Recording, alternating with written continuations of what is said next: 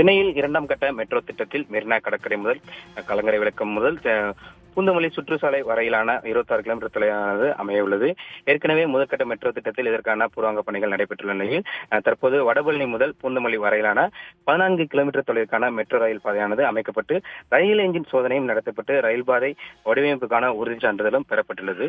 இதன் தொடர்ச்சியாக தற்போது பூந்தமல்லி முதல் வடபழனி மெட்ரோ ரயில் வரையிலான இறுதி ஆய்வானது தொடங்கப்பட்டுள்ளது. குறிப்பாக பூந்தமல்லி வடபழனி இடையே மெட்ரோ ரயில் இயக்குவதற்கான இறுதி ஆய்வு இன்று முதல் 3 நாட்களுக்கு மேற்கொள்ளப்பட உள்ளது. இந்த ஆய்வை ரயில்வே பாதுகாப்பு ஆணையர் AM சௌத்ரி மேற்கொள்ள உள்ளார். குறிப்பாக இந்த ரயில் பாதுகாப்பு பணிகளை பொறுத்தவரைக்கும் பிரேக்கிங் தொழில்நுட்பம், தண்டவாளத்தின் தரம், ரயில் பெட்டிகளின் வசதி, பயணிகளின் பாதுகாப்பு, கட்டுமானம் குறித்து முதல் 2 நாட்களும் அடுத்து தொடர்ந்து இறுதி நாளன்று மெட்ரோ ரயிலை 80 முதல் 90 கிலோமீட்டர் வேகத்தில் அந்த தண்டவாளத்தை இயக்கி இந்த ஆய்வானது மேற்கொள்ளப்பட உள்ளது. குறிப்பாக இன்று காலை 9:30 மணி முதல் மாலை 5 மணி வரை நடைபெற உள்ள இந்த ஆய்வுகளில் ரயிலில் உள்ள பயணிகள் அவசர காலங்களில் கட்டுப்பாட்டு மையத்தை தொடர்பு கொள்ளும் வசதி, தீ விபத்து ஏற்பட்டால் புகை கண்டறியும் கருவிகள், ரயிலின் அடியில் உள்ள உபகரணங்களில் ஏதேனும் கோளாறு ஏற்பட்டால் செயல்படும் பாதுகாப்பு அமைப்புகள் மற்றும் ரயிலின் இழுவமைப்பு ஆகியவை சரியாக இயங்குகின்றனவா என்பது குறித்து விரிவாக ஆய்வு செய்யப்பட உள்ளது. இந்த ஆய்வை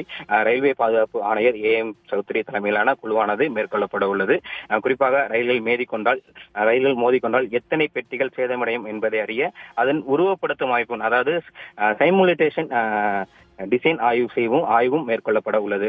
அவசர காலங்களில் ரயிலை நிறுத்துவதற்கு எவ்வளவு தூரம் தேவைப்படுகிறது, எவ்வளவு நேரம் தேவைப்படுகிறது என்பது குறித்தான விரிவான ஆய்வுகளும் இந்த ஆய்வு அறிக்கையின் போது மேற்கொள்ளப்படும். குறிப்பாக இதன் தொடர்ச்சியாக இந்த பணிகளுக்கு பிறகு உரிய அனுமதி பெற்று பூந்தமல்லி முதல் வடபழனி வரையிலான மெட்ரோ ரயிலானது சோதனை இயக்கமானது இருக்கும் எனவும் மெட்ரோ ரயில் அதிகாரிகள் தெரிவித்துள்ளனர்.